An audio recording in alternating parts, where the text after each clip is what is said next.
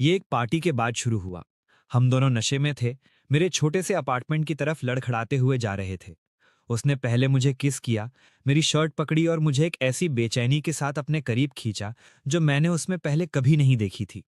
ये मत सोचना कि इसका कोई मतलब है। वो मेरे होठों के पास फुसफुसाई। पर मैंने सोचा था कि इसका कुछ मतलब है। मैंने सोचा था कि इसका मतलब सब कुछ है। 2 साल तक हमारा ये सीक्रेट अरेंजमेंट चलता रहा। वो देर रात को आती थी, हम साथ होते थे और फिर वो सूरज निकलने से पहले चली जाती थी। कभी कभी वो इतनी देर रुक जाती थी कि हम साथ ब्रेकफास्ट करते थे। वो मेरे सामने मेरी पुरानी शर्ट पहनकर बैठती थी। वो इतनी सुंदर लगती थी कि देखकर दर्द होता था। वो वही पल थे जिनके लिए मैं जीता था। वो पल जब मैं ये दिखावा कर सकता था कि हम सच में साथ हैं, सच में प्यार में हैं। पर हम नहीं थे। उसने ये बात हजार छोटे तरीकों से साफ कर दी थी। उसने मुझे कभी अपने कॉलेज के दोस्तों से नहीं मिलने दिया। उसने कभी सोशल मीडिया पर मेरे बारे में कुछ नहीं डाला। जब हम बाहर होते और हमें ऐसे लोग मिलते जिन्हें वो जानती थी, तो वो मेरा इंट्रो एक फैमिली फ्रेंड की तरह करवाती थी, या कभी कभी बिल्कुल भी इंट्रो नहीं करवाती थी। और सबसे बुरा ये था कि वो दूसरे लड़कों को डेट करती रही।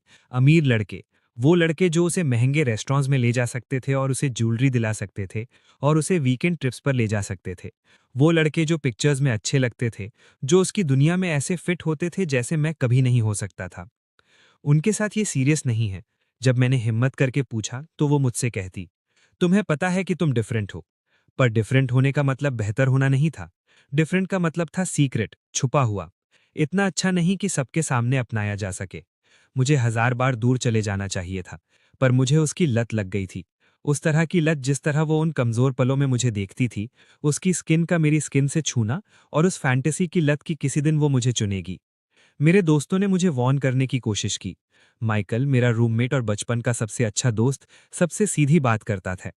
जिमी, वो तुम्हारा यूज कर रही है। उसने एक रात कहा जब जैनेट फिर से बिना गुड बाय कहे चली गई थी। तुम उसका बैकअप प्लान हो, उसका कंफर्ट जोन हो। पर वो कभी तुम्हारे साथ सच में नहीं रहने वाली। तुम उसे वैसे नहीं जानते जैसे मैं जानता हूं। मैंने कमजोरी से बहस की। तुम सही कह रहे हो, उसने कहा। मैं नहीं जानता, पर मैं तुम्हें जानता हूं। और मैं जानता हूं कि तुम किसी ऐसे से बेहतर डिजर्व करते हो जो तुम्हें एक सीक्रेट की तरह रखे। मैंने नहीं सुना। मैं उम्मीद करता रहा। उस पल का इंतजार करता रहा जब जैनेट को एहसास होगा कि मैं काफी हूं। वो पल कभी नहीं आया।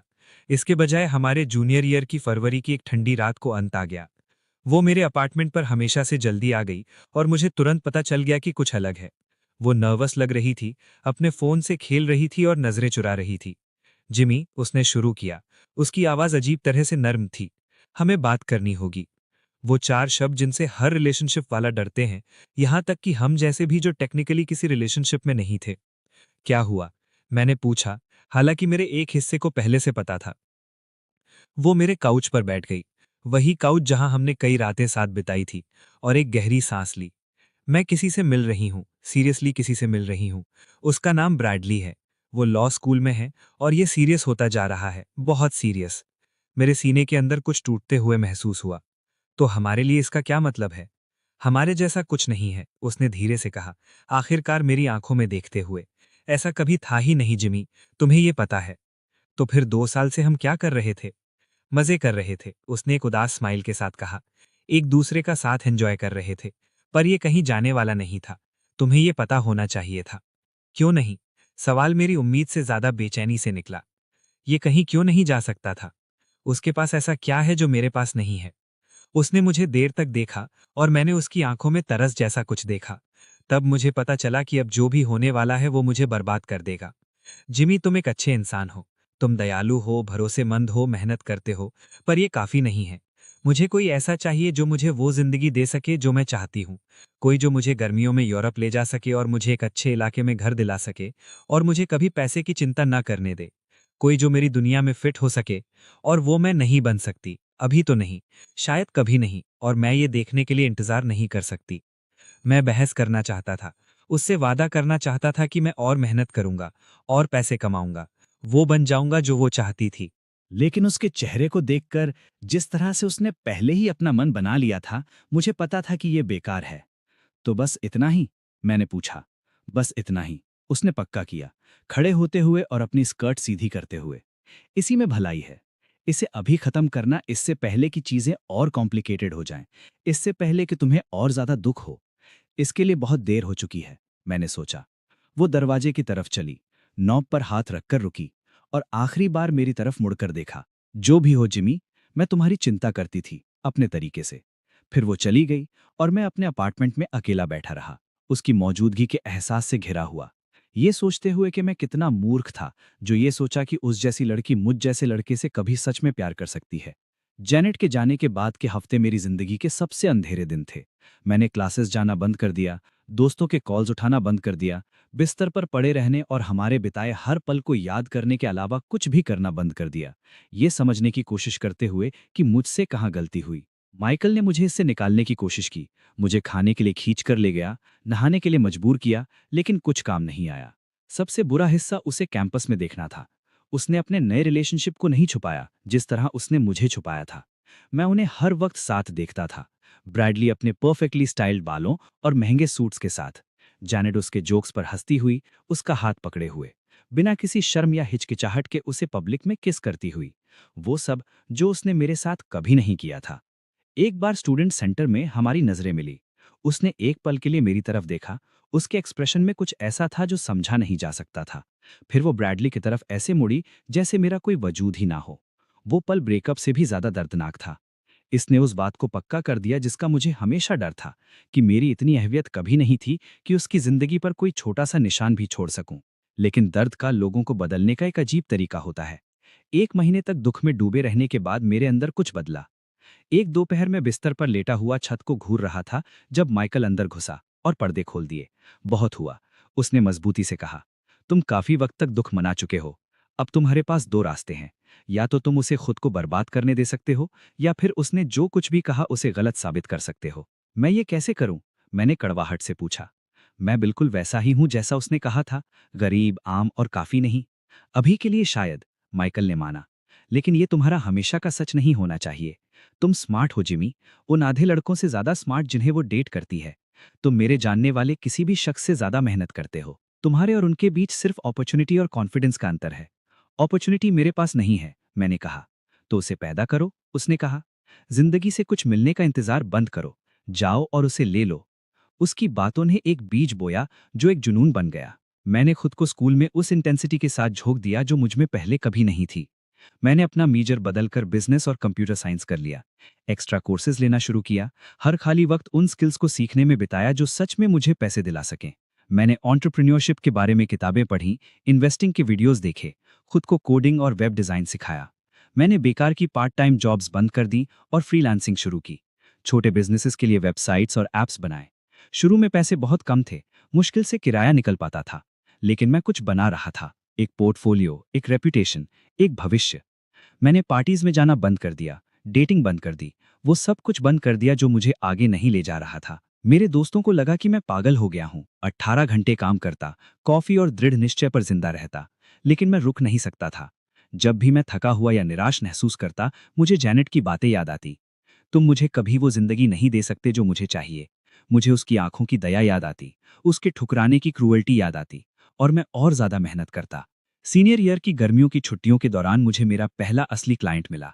एक मीडियम साइज्ड कंपनी जिसे अपनी वेबसाइट पूरी तरह से बदलनी थी। उन्होंने मुझे $15,000 दिए, इतने पैसे जितने मैंने अपनी जिंदगी में कभी नहीं देखे थे। जश्न मनाने के बजाय मैंने उन्हें वापस इन्वेस्ट किया। बेहतर इक्विपमेंट खरीदा, अपनी स्किल सुधारने के लिए ऑनलाइन कोर्सेज लिए और खुद की मार्केटिंग और जोर शोर से की। जब तक हम ग्रेजुएट हुए, मेरे पास क्लाइंट्स की एक लगातार धार थी और मैंने 2 और स्टूडेंट्स को ओवरफ्लो काम में मदद के लिए हायर कर लिया था। ये बहुत ज्यादा नहीं था जैनेट की उस दौलत के मुकाबले जिसकी वो आधी थी, लेकिन ये मेरा था। मैंने इसे जीरो से बनाया था। ग्रेजुएशन के बाद मैं शहर चला गया, एक छोटा सा स्टूडियो अपार्टमेंट किराए पर लिया और मेहनत करता रहा। शुरुआत के उन 2 सालों में मैं मुश्किल से सोता था, हर वो प्रोजेक्ट लेता जो मुझे मिल सकता था। धीरे धीरे अपनी रेपुटेशन बनाता रहा।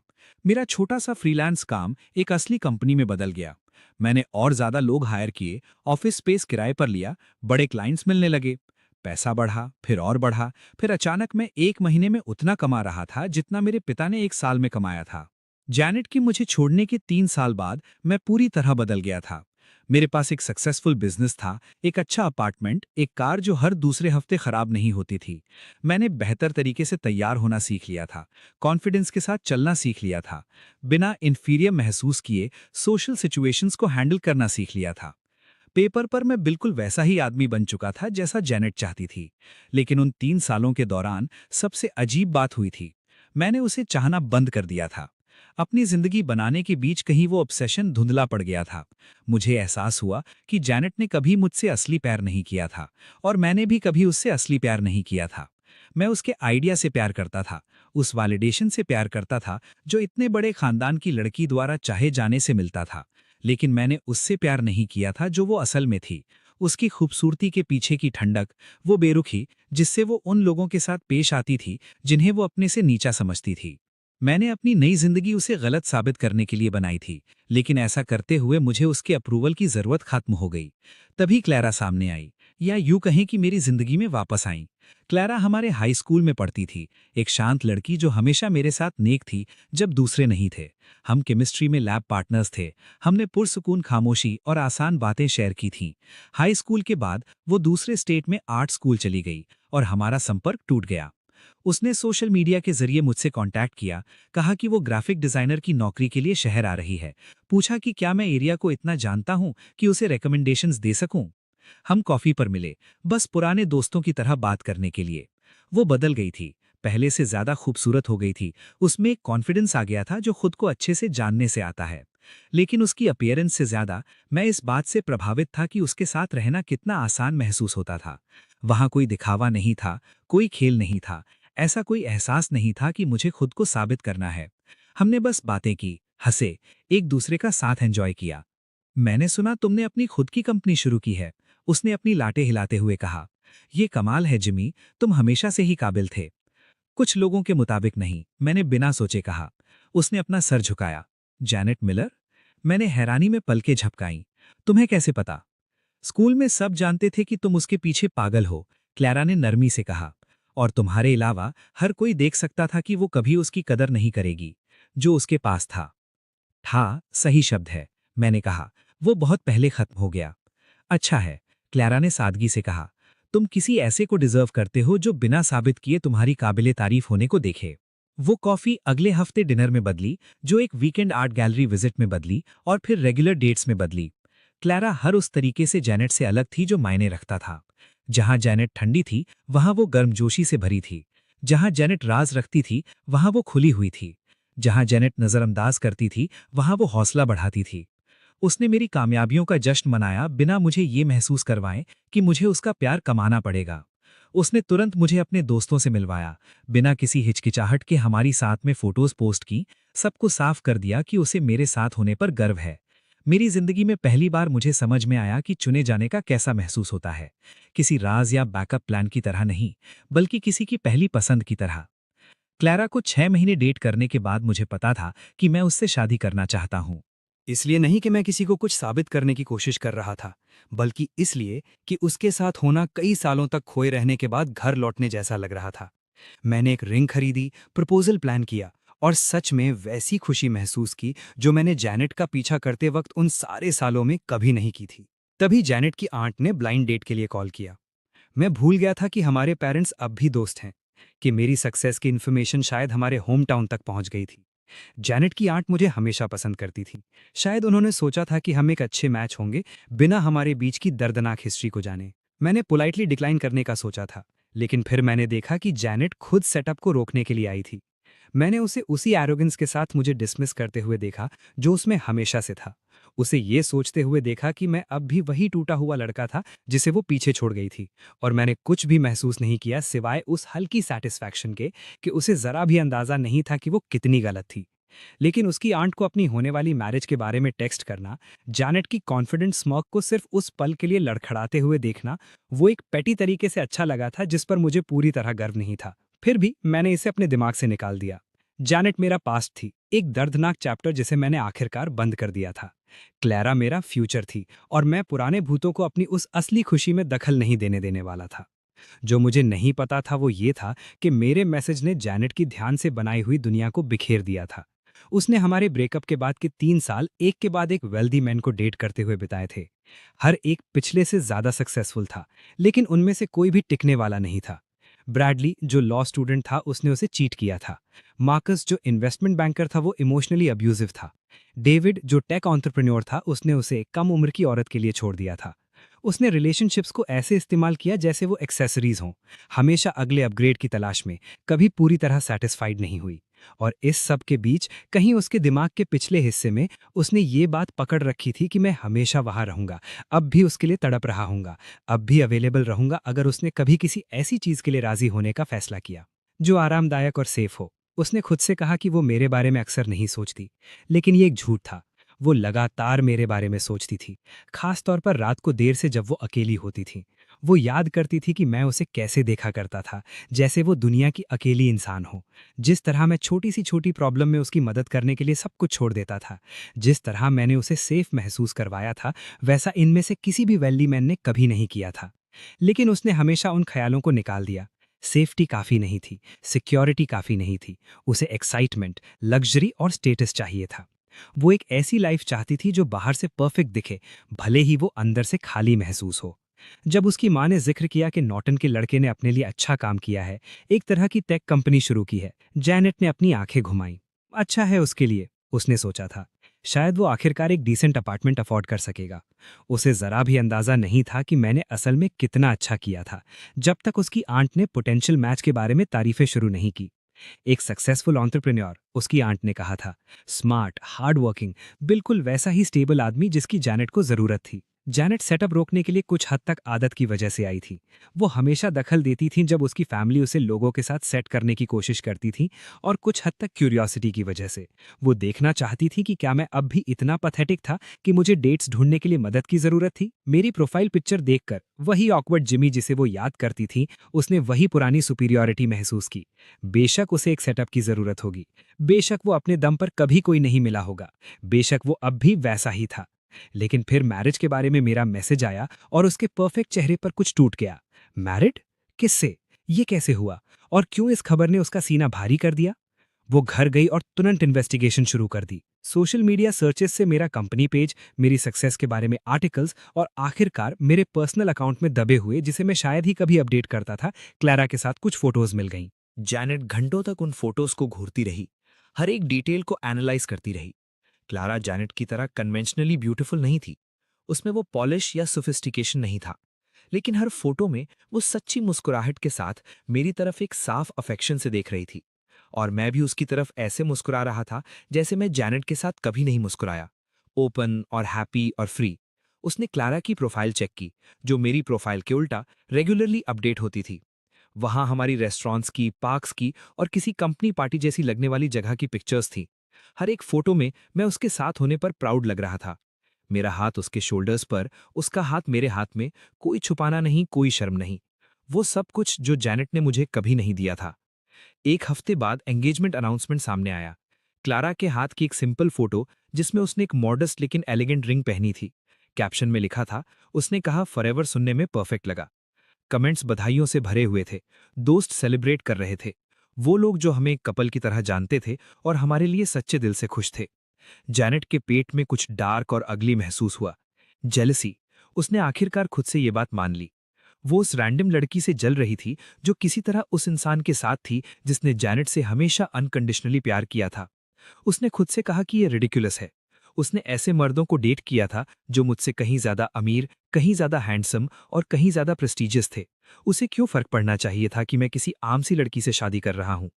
लेकिन उसे फर्क पड़ रहा था। उसे बहुत ज्यादा, ऑब्सेसिवली फर्क पड़ रहा था। उसने रोजाना मेरा सोशल मीडिया चेक करना शुरू कर दिया, किसी भी तरह की इंफॉर्मेशन ढूंढने के लिए। उसने हमारे म्यूचुअल अक्वेंटेंसेस से मेरे बारे में पूछा, कैजुअल क्वेश्चंस जिन्हें वो सिर्फ एक फ्रेंडली क्यूरियोसिटी दिखाने का नाटक कर रही थी। उसे पता चला कि मेरी कंपनी सेवरल मिलियन डॉलर्स की है, मैं बिजनेस मैगजीन्स में फीचर हो चुका हूं और मुझे लोकल टेक सीन में एक राइजिंग स्टार समझा जाता है। वो सब कुछ जो उसने कहा था कि मैं कभी अचीव नहीं कर पाऊंगा, मैंने अचीव कर लिया था, और मैंने ये उसके बिना किया था। एक रात उसे यह एहसास हुआ जब वो अपने महंगे अपार्टमेंट में अकेली लेटी थी, जिसका खर्चा उसके पेरेंट्स उठाते थे क्योंकि उसका अपना सोशल मीडिया इन्फ्लुएंसर का करियर मुश्किल से प्रॉफिटेबल था। उसने 3 साल अमीर मर्दों का पीछा करने में बिता दिए थे, एक कंफर्टेबल फ्यूचर सिक्योर करने की कोशिश में, और आखिर में उसके हाथ कुछ नहीं आया। न कोई स्टेबल रिलेशनशिप, न कोई रियल करियर, न ही अपनी अपीयरेंस और सोशल स्टेटस को बनाए रखने के अलावा कोई मकसद। इसके बीच मैंने 3 साल एक असली जिंदगी बनाने में बिताए, और मुझे कोई मिल गई जो मुझसे मेरे व्यक्तित्व के लिए प्यार करती थी, न कि उसके लिए जो मैं प्रोवाइड कर सकता था। जब से उसने मुझे छोड़ा था, पहली बार जैनेट ने सवाल किया कि क्या उसने सही चॉइस की थी। उसने हर उस मर्द को जो उसे मिलता था मुझसे कंपेयर करना शुरू कर दिया। वो अमीर थे, हाँ, लेकिन क्या वो ज्यादा दयालु थे, ज्यादा जेन्युइन, ज्यादा डिवोटेड? जवाब हमेशा नहीं होता था। उसे याद आया जिस तरह मैं बिना कहे उसकी कार ठीक कर देता था। जब वो स्ट्रेस में होती थी तो उसके लिए कॉफी लाता था।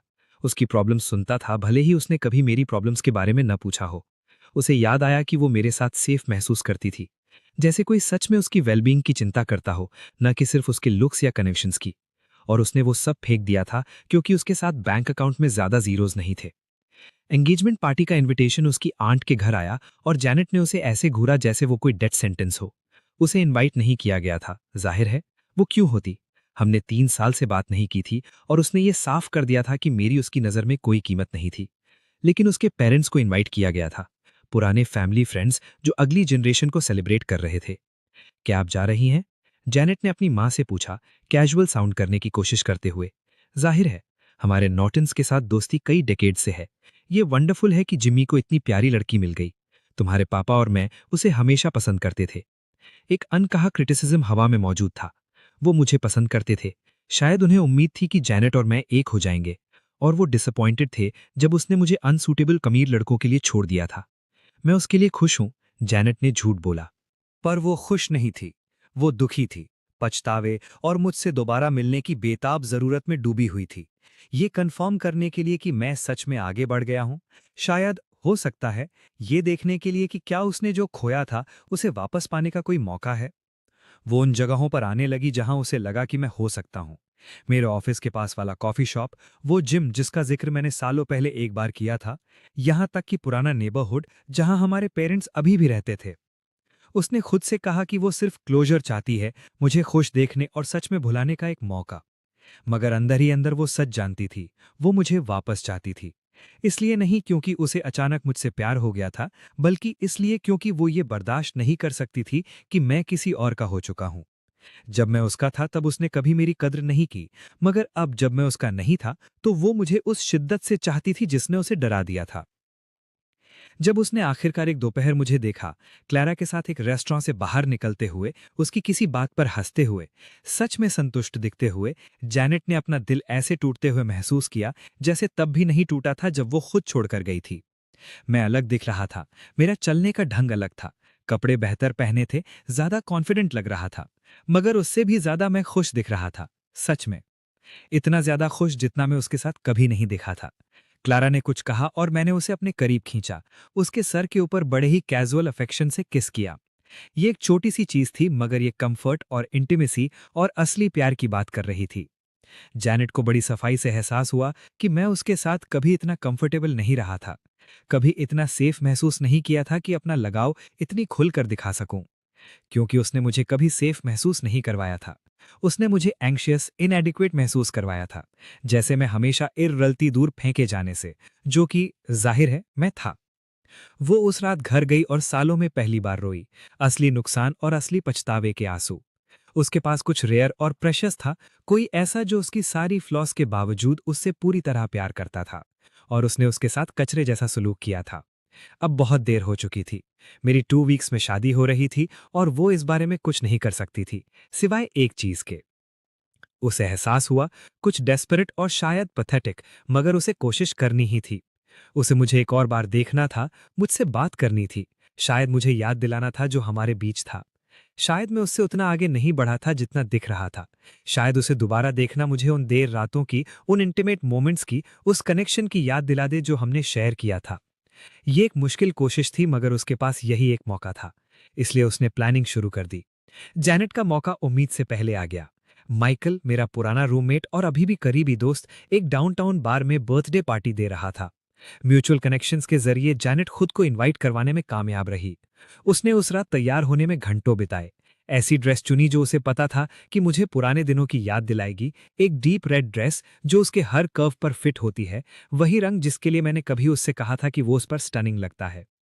उसने अपना मेकअप ध्यान से किया, नेचुरल ब्यूटी और कैलकुलेटेड एनहांसमेंट का सही बैलेंस बनाते हुए। उसने खुद से कहा कि ये डेस्परेट होना नहीं है, ये सिर्फ क्लोजर है, पुराने दोस्तों के बीच सिर्फ एक बातचीत। मगर लिपस्टिक लगाते वक्त उसके हाथ कांप रहे थे, उस सच को जाहिर करते हुए जो वो मान नहीं रही थी। जब वो बार पहुंची उसने मुझे तुरंत देख लिया। मैं पीछे की तरफ दोस्तों के एक ग्रुप के साथ खड़ा था। क्लैरा मेरे साथ थी और उसका हाथ मेरे बाजू पर आराम से टिका हुआ था।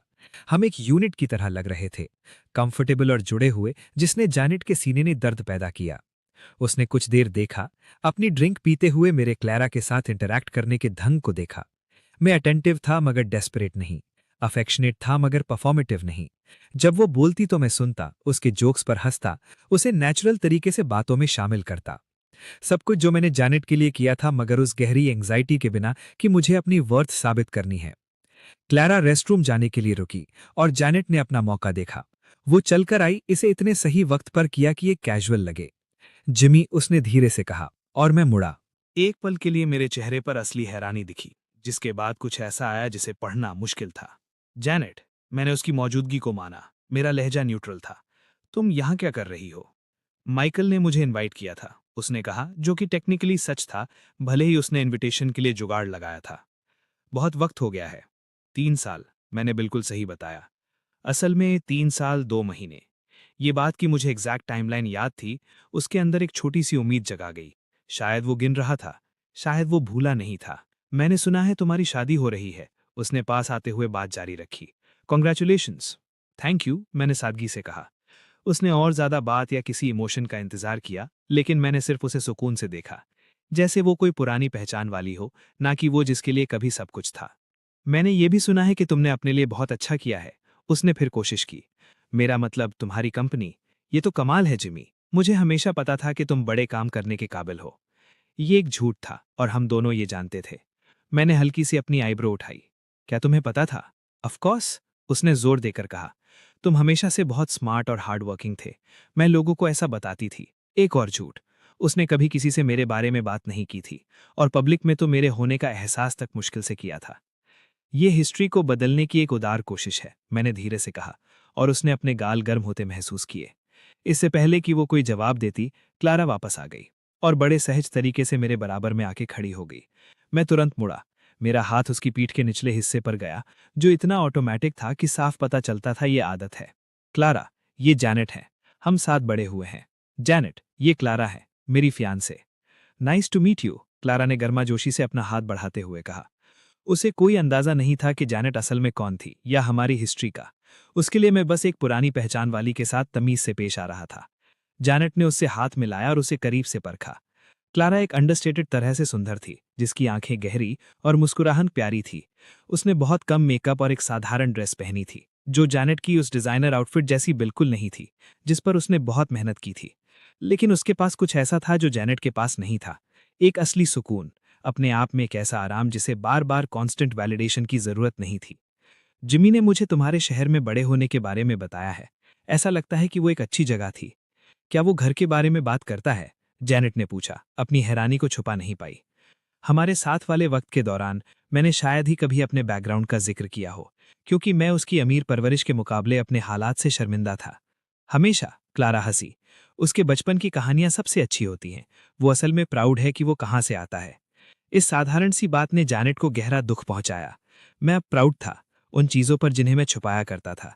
वो हम्बल बैकग्राउंड, वो मेहनती माँ बाप, वो स्ट्रगल्स जिन्होंने मुझे बनाया था। क्योंकि क्लारा ने मुझे ये महसूस करवाया था कि ये चीज़ें सेलिब्रेट करने के काबिल हैं, छुपाने के लिए नहीं। मुझे माइकल के पास वापस जाना चाहिए, जैनेट ने अचानक कहा। वो एक पल भी और नहीं देख सकती थी जो वो खो चुकी थी। तुमसे मिलकर अच्छा लगा जिमी, तुम दोनों से। वो तेजी से चली गई, बार का एक कोना ढूंढा और कुछ स्ट्रांग ऑर्डर किया। उसने सोचा था कि मुझसे मिलकर उसे एक मौका मिलेगा, हमारे बीते हुए पलों को याद दिलाने का। इसके बजाय उसने साफ देख लिया कि मैं कितनी पूरी तरह से मूव ऑन कर चुका हूं। 1 घंटे बाद वो कई ड्रिंक्स पी चुकी थी जब माइकल ने उसे ढूंढ लिया। क्या तुम ठीक हो? उसने उसके बराबर वाली सीट पर बैठते हुए पूछा। मैं क्यों नहीं होंगी, उसने जवाब दिया। उसकी आवाज थोड़ी लड़खड़ा रही थी।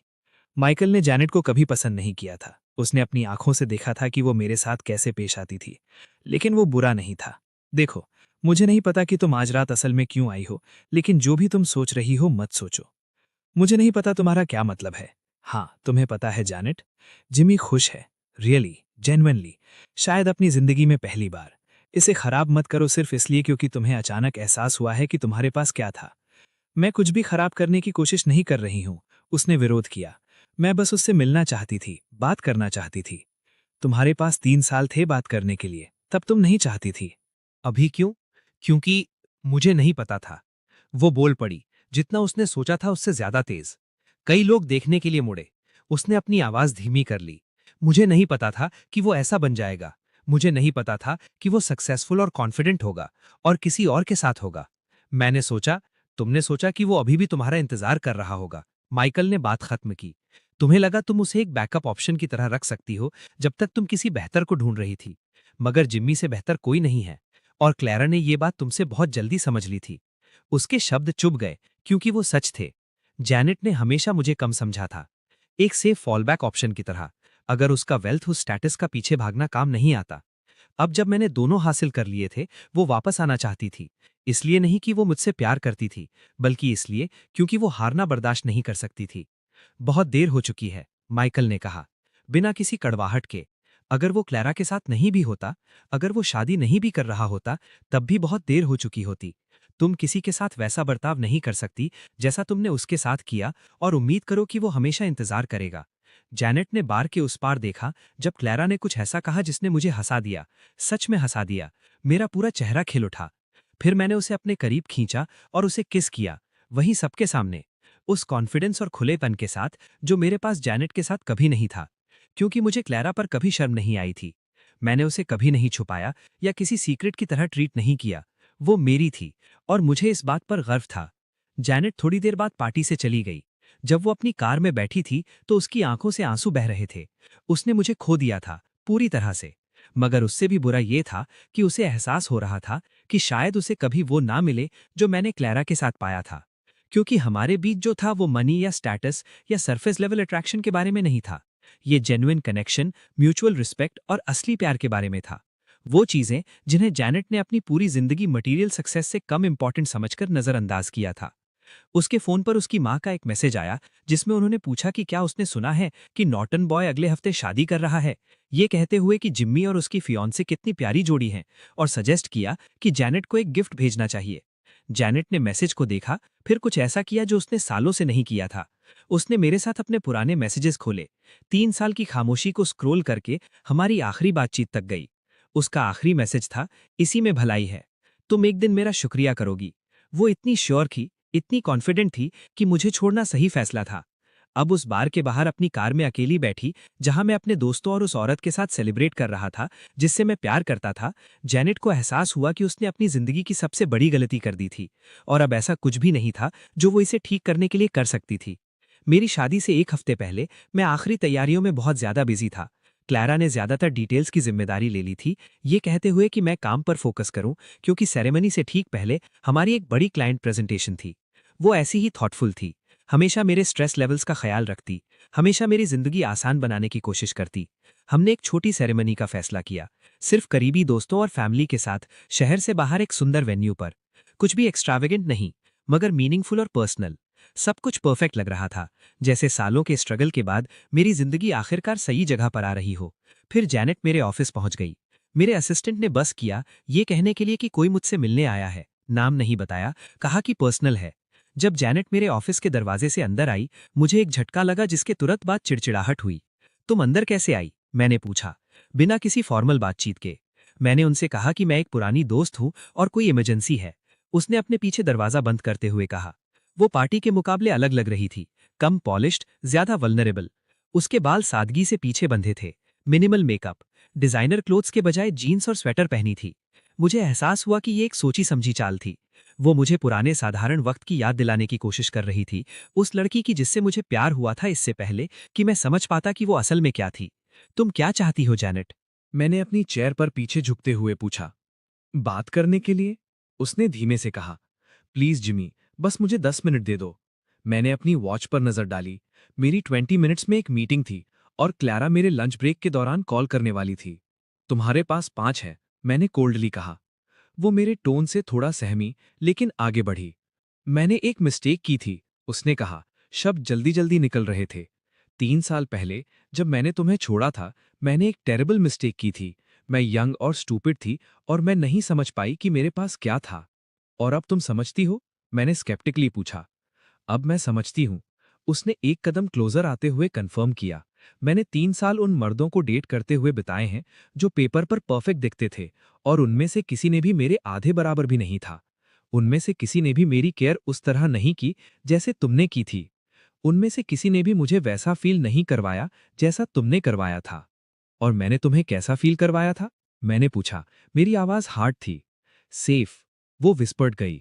लव्ड, जैसे मैं दुनिया की किसी भी चीज से ज्यादा मैटर करती थी। मैं हंसा, एक बिटर साउंड थी। ये इंटरेस्टिंग है, क्योंकि जब मैं तुम्हें वैसा फील करवा रहा था, तुम मुझे वर्थलेस फील करवा रही थी, जैसे मैं कभी काफी नहीं था, जैसे मुझे उस थोड़ी सी अटेंशन के स्क्रैप्स के लिए ग्रेटफुल होना चाहिए जो तुम मेरी तरफ फेंकती थी। मुझे पता है, उसने कहा, और उसकी आंखों में आंसू आने लगे। रियल टीयर्स, मैनिपुलेटिव वाले नहीं। मुझे पता है मैंने तुम्हारे साथ टेरिबली ट्रीट किया। मैंने तुम्हें फॉर ग्रांटेड लिया। मैं किसी वेल्दी इंसान को ढूंढने में इतनी फोकस थी कि मैंने किसी जेन्युइन इंसान की वैल्यू नहीं देखी। तो अब जब मैं भी वेल्दी हूं तो अचानक मेरी वैल्यू हो गई? मैंने पॉइंटेडली पूछा। उसने जल्दी से अपना सर हिलाया। ये मनी के बारे में नहीं है। क्या नहीं है? मैंने चैलेंज किया। 3 साल पहले तुमने मुझसे कहा था कि मैं तुम्हें वो लाइफ कभी नहीं दे सकता जो तुम चाहती थी। अब मैं दे सकता हूं, और अचानक तुम यहां हो। मुझे तो ये साफ तौर पर मनी के बारे में लगता है। ये नहीं है, उसने इंसिस्ट किया। अगर ये सिर्फ मनी के बारे में होता तो मैं बहुत से रिच मर्दों को डेट कर सकती थी।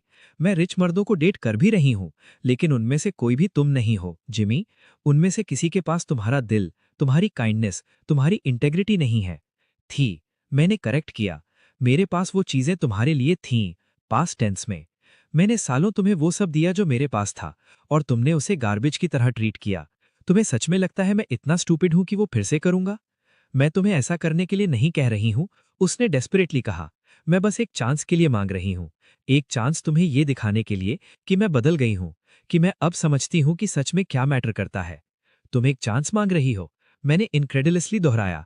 जैनेट, मैं 6 दिनों में शादी कर रहा हूं, उससे जो एक्चुअली मुझसे प्यार करती है, जिसने मुझे कभी कम फील नहीं करवाया, जिसने मुझे तब चुना जब मेरे पास प्रूफ करने के लिए कुछ नहीं था।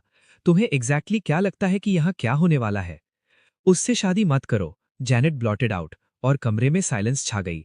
मैं उसे घूरने लगा। उसकी ओडेसिटी से जेन्युइनली शॉक था। Excuse me? उससे शादी मत करो, उसने दोहराया, और क्लोजर आई जब तक वो मेरे डेस्क के बिल्कुल सामने नहीं आ गई। तुम मुझसे प्यार नहीं करते, नॉट रियली। तुम मुझसे कुछ प्रूव करने के लिए शादी कर रहे हो, मुझे और बाकी सबको ये दिखाने के लिए कि तुम मूव ऑन कर गए हो। लेकिन हम दोनों जानते हैं कि हमारे बीच जो था वो रियल था। हमारे बीच जो था वो टॉक्सिक था। मैंने फर्मली कहा। तुमने 2 साल मेरा यूज किया, मुझे अपना सीक्रेट रखा, अपना बैकअप प्लान, जब तुम दूसरे मर्दों को डेट करती थी। फिर तुमने मुझे उसी सेकंड फेंक दिया जब कोई शाइनियर इंसान आया। ये लव नहीं है जैनेट, ये क्रूल्टी है। मैं गलत थी, उसने कहा। आंसू अब फ्रीली बह रहे थे। मैं हर चीज के बारे में बहुत गलत थी।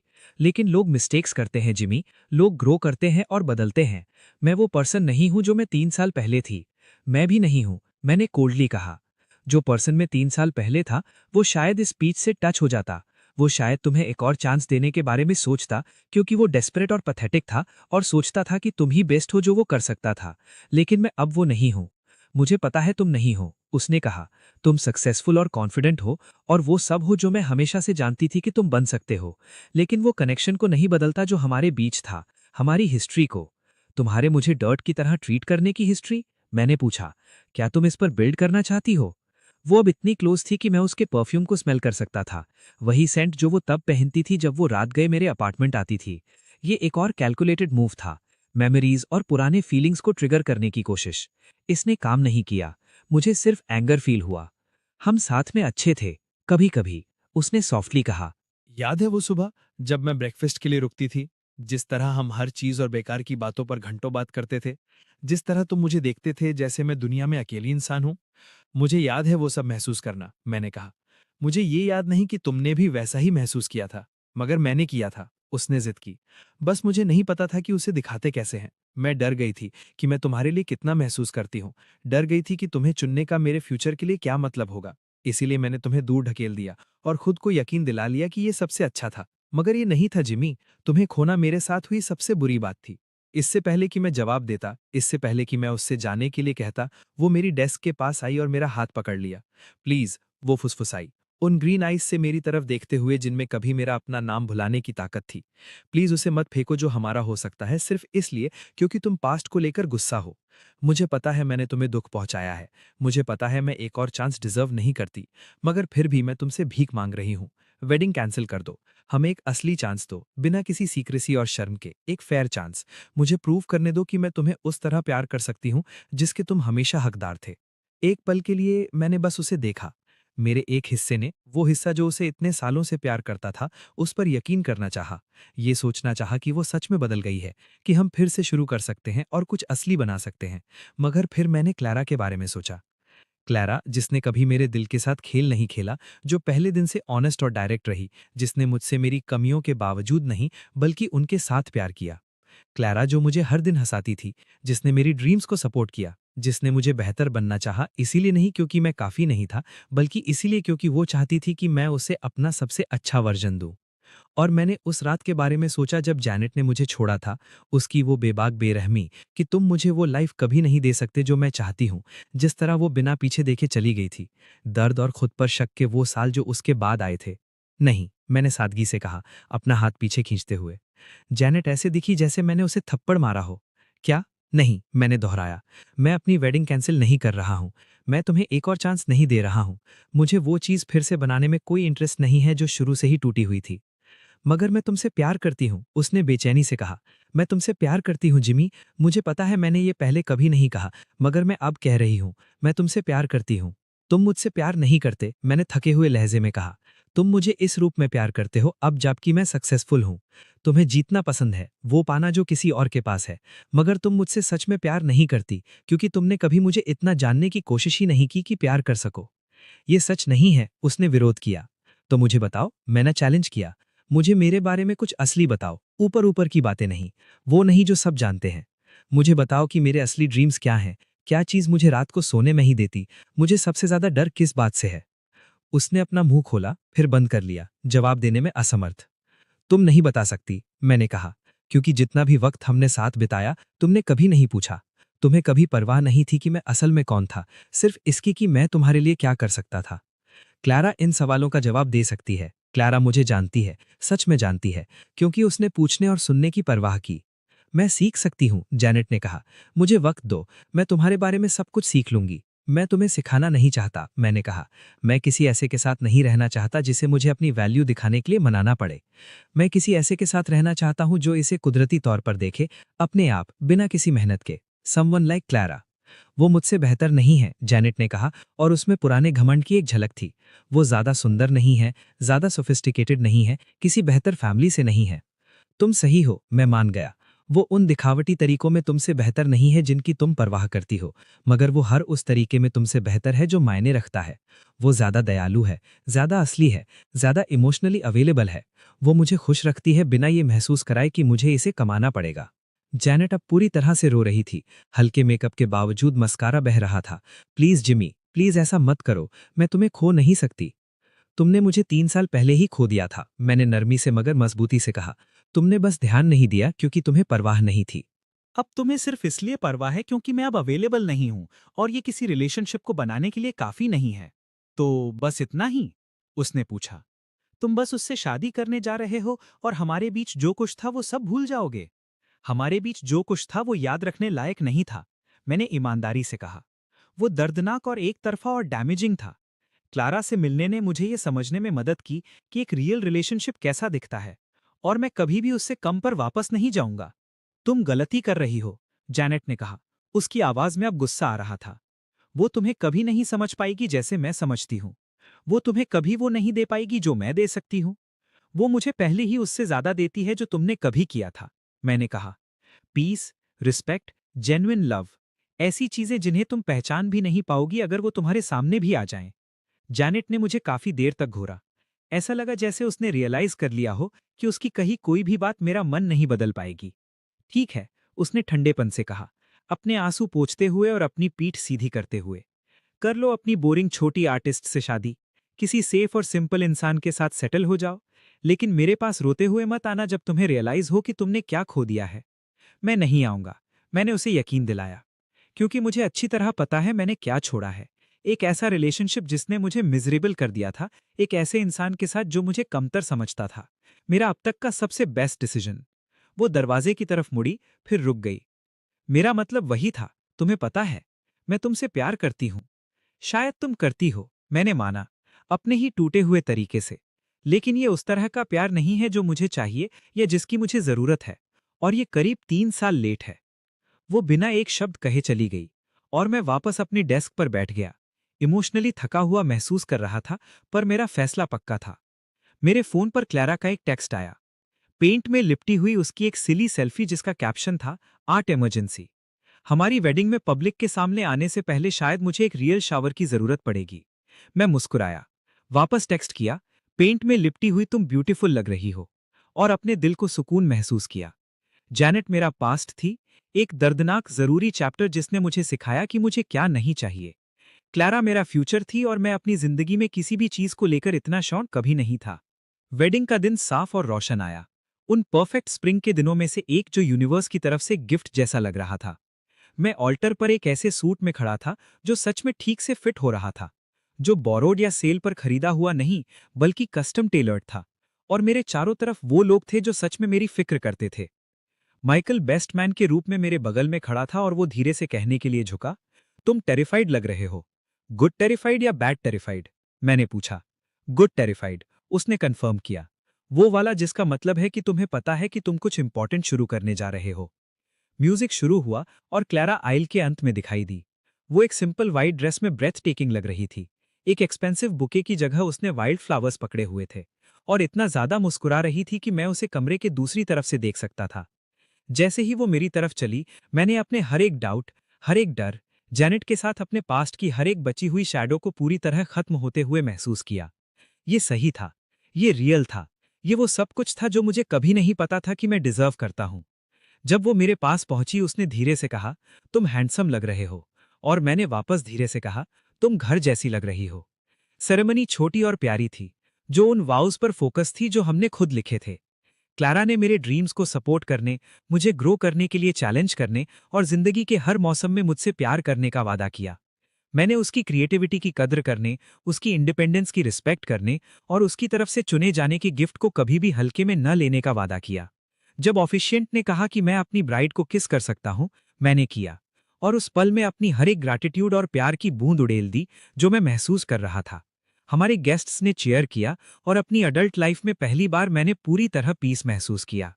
रिसेप्शन छोटी और इंटीमेट थी, एक गार्डन वेन्यू में रखी गई थी जहां स्ट्रिंग लाइट्स और कंफर्टेबल सीटिंग थी।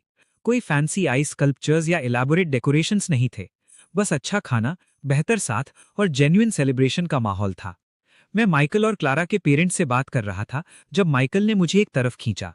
अभी मत देखना, लेकिन तुम्हारा एक अनइनवाइटेड गेस्ट आया है, उसने धीरे से कहा। मैंने एंट्रेंस की तरफ उसकी नजर का पीछा किया, जहां जेनेट ऑकवर्डली खड़ी थी। साफ पता चल रहा था कि उसे नहीं मालूम कि अंदर आना है या जाना है। उसने एलिगेंटली कपड़े पहने थे लेकिन फ्लैशी नहीं थे, और वो सच में मिजरेबल लग रही थी। उसे कैसे पता चला कि ये कहाँ हो रहा है? मैंने पूछा। छोटा शहर है, सब बात करते हैं, माइकल ने कहा, तुम्हारे पेरेंट्स ने शायद उसके पेरेंट्स को इस बारे में बताया होगा। क्या तुम चाहते हो कि मैं उसे जाने के लिए कहूं? मैंने क्लैरा की तरफ देखा जो अपने कॉलेज फ्रेंड्स के साथ हंस रही थी, एंट्रेंस पर होने वाले ड्रामा से बिल्कुल अनजान। वो बहुत खुश, बहुत रेडिएंट दिख रही थी, बिल्कुल वैसा जैसा एक ब्राइड को अपनी वेडिंग डे पर दिखना चाहिए। नहीं, मैंने कहा, मैं इसे हैंडल कर लूंगा। मैं जेनेट की तरफ गया जो मुझे अपनी तरफ आता देख सीधी खड़ी हो गई। मुझे पता है मुझे यहाँ नहीं होना चाहिए, उसने तुरंत कहा। मुझे बस इसे अपनी आंखों से देखना था। क्या देखना था? मैंने पूछा। कि ये रियल है, उसने खामोशी से कहा। कि तुमने सच में ये कर लिया, कि तुम सच में मेरे बिना खुश हो। मैं हूं, मैंने सादगी से कहा, उतना खुश जितना मैं कभी नहीं रहा।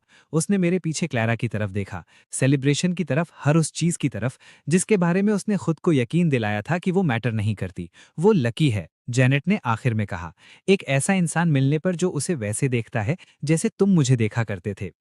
देखा करते थे, मैंने जोर देते हुए कहा। Past tense. और ईमानदारी से जैनेट, वो लकी नहीं है, मैं हूं। क्योंकि उसने मुझे तब चुना जब मैं कोई स्पेशल नहीं था, बस एक लड़का जो कैपिटल से ज्यादा एम्बिशन के साथ शुरुआत कर रहा था। उसने मेरे खुद को प्रूव करने का इंतजार नहीं किया। उसने मेरा पोटेंशियल तब देख लिया था जब मेरे पास दिखाने के लिए कुछ नहीं था। जैसा मैं कर सकती थी, जैनेट ने धीरे से कहा, अगर मैं थोड़ी समझदार होती, अगर तुम अलग होती। मैंने सही किया, पर तुम नहीं थी। तुम वैसी ही हो जैसी तुम हो, और वो ठीक है। तुम्हें कोई ऐसा मिल जाएगा जिसकी वैल्यूज तुमसे मैच करती हो, कोई ऐसा जो उन्हीं चीजों की परवाह करता हो जिनकी तुम करती हो। पर वो इंसान मैं नहीं हूं। जैनेट ने धीरे से सर हिलाया। उसकी आंखों में फिर से आंसू जमा होने लगे। मैंने सच में तुमसे प्यार किया था जिमी। शायद ठीक से नहीं, शायद उस तरह से नहीं जो तुम महसूस कर सको, पर सिर्फ उस तरह से जो मैं जानती थी। मुझे तुम पर यकीन है, मैंने कहा, और मेरा यही मतलब था। पर वो प्यार जो किसी को वर्थलेस महसूस करवाए, वो सच में प्यार है ही नहीं। वो बस सुंदर वर्ड्स में छिपी हुई जरूरत है। मुझे माफ कर दो, वो फुसफुसाई, हर चीज के लिए। ये ना देखने के लिए कि मेरे पास क्या था, तुम्हें ऐसे ट्रीट करने के लिए जैसे तुम मैटर नहीं करते, उन सालों को बर्बाद करने के लिए जो तुमने मुझे दिए। मुझे दुख नहीं है, मैंने ईमानदारी से कहा, क्योंकि उन दर्दनाक सालों ने मुझे सिखाया कि एक पार्टनर में क्या देखना है, मैं क्या डिजर्व करता हूं, और रियल लव कैसा महसूस होना चाहिए। अगर तुमने मेरा दिल ना तोड़ा होता, तो शायद मैं कभी क्लैरा को अप्रिशिएट करने के लिए तैयार नहीं होता जब वो मेरी जिंदगी में आई। इसलिए एक अजीब तरीके से थैंक यू। जैनेट ने ध्यान से अपनी आंखें पोंछी, कोशिश करते हुए कि उसका मेकअप ना खराब हो। मुझे जाना चाहिए। हाँ, तुम्हें जाना चाहिए। मैं प्यार से मान गया। पर जैनेट, मैं उम्मीद करता हूँ कि तुम्हें खुशी मिले, रियल हैप्पीनेस, ना कि सिर्फ उसका दिखावा। तुम इतना डिजर्व करती हो, भले ही हम कभी एक दूसरे के लिए सही नहीं थे। उसने मुझे एक उदास स्माइल दी। तुम एक बेहतर इंसान हो जितना मैंने तुम्हें कभी क्रेडिट नहीं दिया, उससे ज्यादा। मैं बस एक ऐसा इंसान हूं जिसने आखिरकार अपनी वर्थ जान ली है। शायद तुम्हें भी अपनी वर्थ जानने की कोशिश करनी चाहिए। और मेरा मतलब तुम्हारी वर्थ इस पर बेस नहीं है कि तुम किसे डेट कर रही हो या तुम्हारा लाइफस्टाइल कितना एक्सपेंसिव है, बल्कि एक ह्यूमन बीइंग के तौर पर तुम्हारी एक्चुअल वर्थ। तुम हैरान हो जाओगी जो तुम्हें मिलेगा। उसने सर हिलाया, मेरे पीछे हो रही सेलिब्रेशन पर एक आखिरी नजर डाली और जाने के लिए मुड़ी। मैंने उसे जाते हुए देखा, सिर्फ रिलीफ और क्लोजर महसूस करते हुए। जब मैं पार्टी की तरफ वापस मुड़ा, क्लैरा मुझे एक कंसर्न्ड एक्सप्रेशन के साथ देख रही थी। सब ठीक है? उसने पूछा जब मैं उसके पास पहुंचा। सब परफेक्ट है, मैंने उसे यकीन दिलाया, उसे अपने करीब खींचते हुए। बस पास्ट को गुड बाय कह रहा था। क्या कोई ऐसा है जिसके बारे में मुझे जानना चाहिए? उसने उत्सुकता से पूछा। कोई ऐसा जिसे मैं जानता था, कोई ऐसा जिसने मुझे बहुत कुछ सिखाया कि मुझे एक रिलेशनशिप में क्या नहीं चाहिए, जिसने मुझे ये पहचानने में मदद की कि मैं क्या चाहता हूँ जब मैं तुमसे मिला। उसने एक पल के लिए मेरे चेहरे को देखा, फिर मुस्कुरा दी। वेल, मैं उम्मीद करती हूँ कि तुमने उन्हें थैंक यू कहा होगा, क्योंकि मैं बहुत ग्रेटफुल हूँ कि जब हम मिले तब तुम अवेलेबल थे। पहले ही कह दिया, मैंने कहा, उसके फोरहेड को चूमते हुए। अब क्या हम प्लीज इस बात पर फोकस कर सकते हैं कि मैंने अभी उस सबसे इनक्रेडिबल औरत से शादी की है जिसे मैं कभी मिला हूं। वो हंसी, मुझे डांस फ्लोर की तरफ खींचते हुए। मुझे लगता है हमें डांस करना चाहिए, क्योंकि ये ट्रेडिशनल है। मुझे तुम्हें वॉर्न कर देना चाहिए, मैं एक टेरिबल डांसर हूँ। मुझे पता है, उसने जवाब दिया। मैंने तुम्हें डांस करते देखा है, मैं फिर भी तुमसे शादी कर रही हूँ। मैं तुमसे इतना प्यार करती हूँ। जब हम साथ में झूम रहे थे और मैं कभी कभी उसके पैरों पर कदम रख देता था, हम दोनों हंस रहे थे। तब मैंने अपने पेरेंट्स की एक झलक देखी, जो हमें गर्व भरी स्माइल्स के साथ देख रहे थे। मेरी माँ खुशी की आंसू रो रही थी और मेरे पिता ने उनके कंधों पर अपना हाथ रखा हुआ था। उन्होंने मुझे जैनेट की वजह से दिल टूटने के दर्द से जूझते हुए देखा था। वो परेशान थे कि मैं कभी रिकवर नहीं हो पाऊंगा, और अब वो मुझे सच में खुश देख रहे थे। माइकल सबके लिए शैंपेन ग्लासेस के साथ आया और हम टोस्ट्स के लिए इकट्ठे हुए। वो पहले गया, कॉलेज की एम्बैरेसिंग कहानियां सुनाई जिससे सब हंसने लगे। फिर वो सीरियस हो गया। जिमी उन बेहतरीन लोगों में से एक है जिन्हें मैं जानता हूं, उसने मेरी तरफ देखते हुए कहा। इसलिए नहीं कि वो सक्सेसफुल है, हालांकि वो है। इसलिए नहीं कि वो स्मार्ट है, हालांकि वो भी है। बल्कि इसलिए क्योंकि उसके पास चोट खाने के बाद भी अच्छाई में विश्वास रखने की ये कमाल की कैपेसिटी है। वो बिटर होकर कट गया हो सकता था, लेकिन इसके बजाय वो इतनी देर तक ओपन रहा कि उसे कोई मिल गया जो उस ओपननेस के लायक है।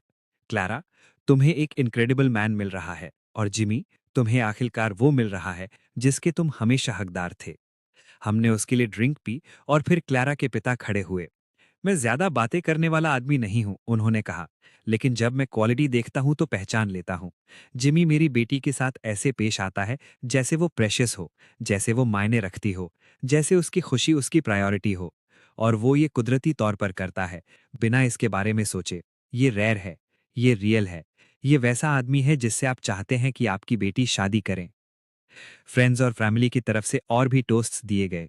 हर एक हमारे रिलेशनशिप के अलग पहलुओं पर जोर दे रहा था, लेकिन सब एक ही बात पर वापस आ रहे थे। हम साथ में सही थे। हमने एक दूसरे को बैलेंस किया।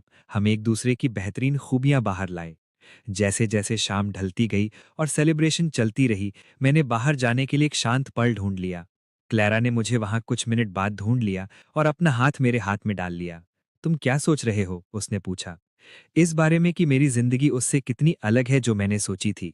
3 साल पहले मैंने सोचा था कि सबसे बेहतर जो मैं उम्मीद कर सकता हूँ वो कोई ऐसा है जो आखिरकार मेरी कद्र करना सीख जाए। मैंने कभी नहीं सोचा था कि मुझे कोई ऐसा मिलेगा जिसने पहले दिन से ही मेरी कद्र की। मैं बहुत स्मार्ट हूँ, उसने मजाक में कहा। मैं क्वालिटी पहचान लेती हूँ जब मैं उसे देखती हूँ। तुम्हें पता है मजेदार क्या है? मैंने कहा। जैनेट आज रात आई थी, उसे इनवाइट नहीं किया गया था लेकिन वो फिर भी आई। क्लैरा थोड़ा टेंस हो गई। क्या मुझे वरिड होना चाहिए? बिल्कुल भी नहीं, मैंने उसे अश्योर किया। वो देखना चाहती थी कि क्या मैं सच में खुश हूं। मैंने उसे बताया कि मैं पहले से कहीं ज्यादा खुश हूं और मेरा मतलब वही था। फिर वो चली गई और मैं तुम्हारे पास वापस आ गया, जहां मैं बिलोंग करता हूं। जैनेट, क्लैरा ने सोचते हुए दोहराया। तुम्हारे होम टाउन की लड़की, वही जिसके बारे में माइकल ने कहा था कि उसने तुम्हें हेल से गुजारा? हाँ, वही है। लेकिन वो अब इररेलेवेंट है।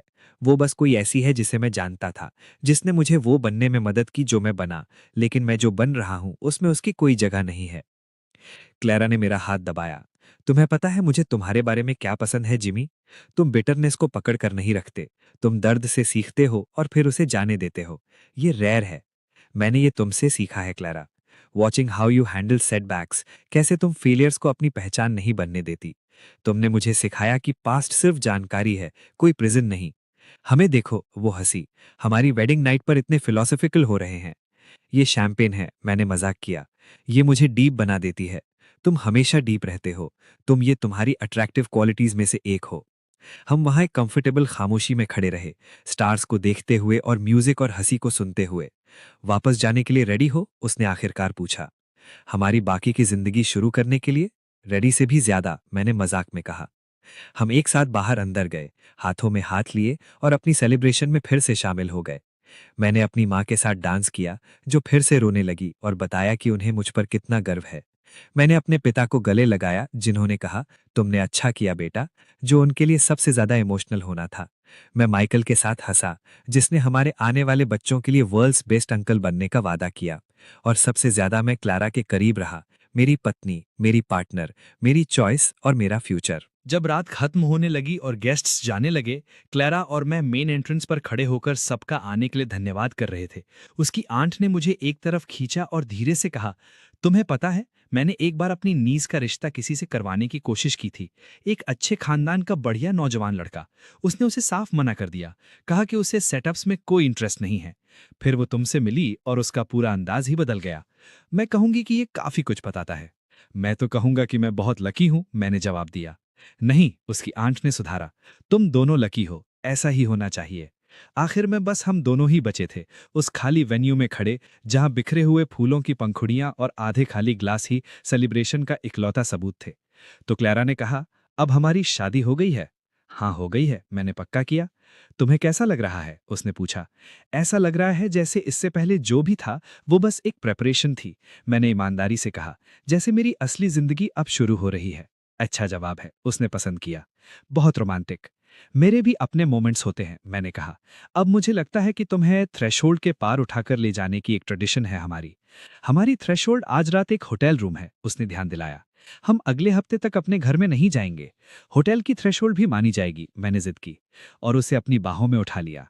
वो हंसी और अपने हाथ मेरे गले में डाल लिए। मेरे हीरो, हमेशा, मैंने वादा किया।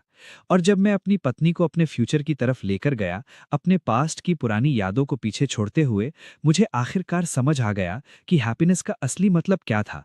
ये किसी को गलत साबित करने या किसी को इम्प्रेस करने या सोसाइटी की अचीवमेंट्स की लिस्ट को पूरा करने के बारे में नहीं था। ये किसी ऐसे इंसान को ढूंढने के बारे में था जो तुम्हें साफ देख सके, तुम्हारी फ्लॉज के साथ, और फिर भी तुम्हें ही चुने। ये किसी जेन्युइन इंसान के साथ कुछ रियल बनाने के बारे में था। ये उन चीजों को छोड़ने के बारे में था जिसने तुम्हें दुख दिया और उन्हें अपनाने के बारे में था जो तुम्हें हील करें। जेनेट ने मुझे सिखाया था कि मुझे क्या नहीं चाहिए। क्लारा ने मुझे सिखाया कि मुझे क्या चाहिए। और आखिर में एक से दूसरे तक का वो दुख भरा सफर बिल्कुल वर्थ इट था, क्योंकि अब मैं यहाँ था, एक ऐसी महिला से शादी करके जो मुझसे इसलिए प्यार नहीं करती थी कि मैं उसे क्या प्रोवाइड कर सकता हूँ या मैं उसे कैसा दिखता हूँ, बल्कि इसलिए क्योंकि मैं असली में कौन हूँ। और वो मुझे आखिरकार समझ आ गया। वही था जिसे मैं हमेशा से ढूंढ रहा था। जिस दिन जैनेट ने मुझे ब्लाइंड डेट के लिए बुलाया, मैंने कॉफी शॉप की खिड़की से जैनेट को खुद उसे रोकने के लिए अंदर आते देखा। उसने अपनी आंट का फोन पकड़ा, मेरी प्रोफाइल पिक्चर देखी और वैसे ही ठंडी और इग्नोर करने वाली हंसी हंसी जिसे मैं अच्छी तरह जानता था। आंटी, इस पर अपना समय बर्बाद मत कीजिए, उसने कहा। उसकी आवाज में वही पुरानी अकड़ थी। वो किसी की मेहनत के लायक नहीं है। मुझ पर भरोसा कीजिए, मैं उसे किसी और से बेहतर जानती हूँ।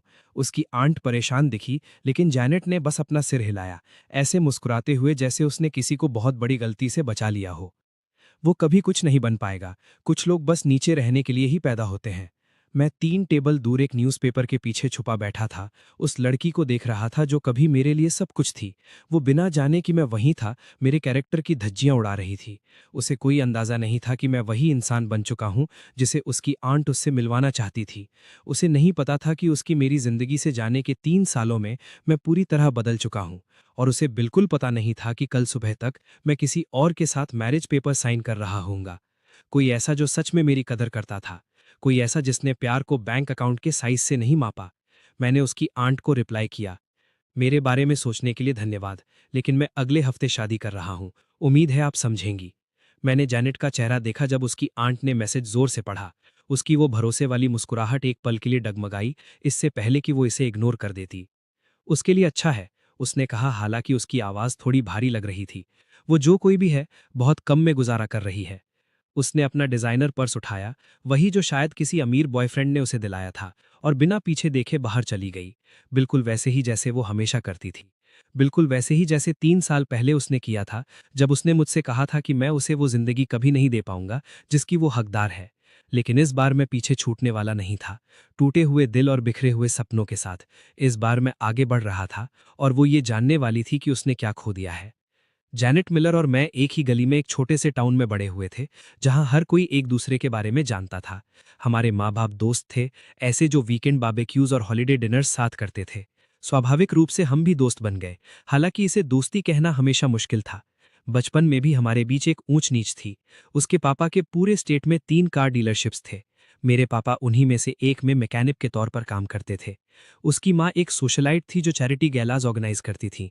मेरी माँ गुजारा करने के लिए घरों की सफाई करती थी, कभी कभी उनके घर की भी। जैनेट खूबसूरत थी, ऐसी खूबसूरत कि लोग रुक कर उसे देखते। लंबी रेशमी चमकदार काले बालों वाली, तेज हरी आंखें जो एक नज़र में ही आपको चीर दें, और एक ऐसी मुस्कुराहट जो आप अपना नाम तक भुला दें। हाई स्कूल तक वो पहुंच से बाहर थी, वो लड़की जिसे हर कोई चाहता था लेकिन कोई पा नहीं सकता था। और मैं जिमी नॉर्टन था, मैकेनिक का बेटा, दिखने में ठीक ठाक लेकिन आम सा, दिमाग वाला लेकिन ब्रिलियंट नहीं, एथलेटिक लेकिन स्टार नहीं।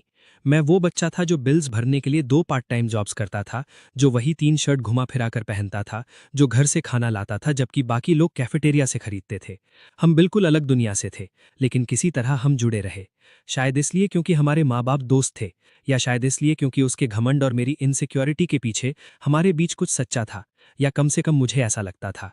ये हमारे सीनियर ईयर से पहले वाली गर्मियों में शुरू हुआ। जेनेट की कार एक सुनसान सड़क पर खराब हो गई और मैं वहां से गुजर रहा था।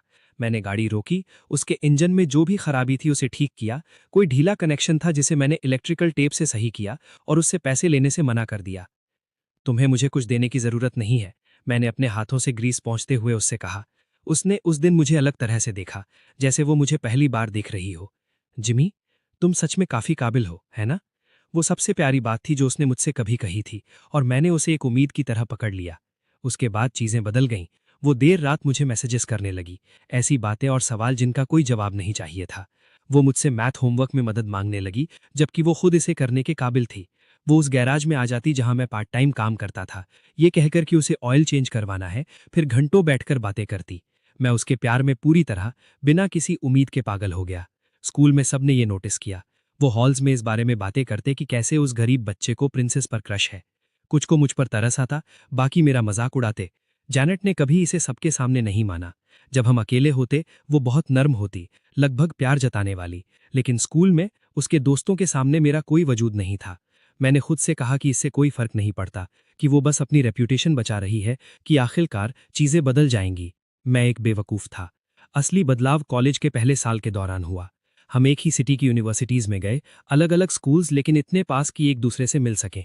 तब हमारा रिलेशनशिप फिजिकल हो गया।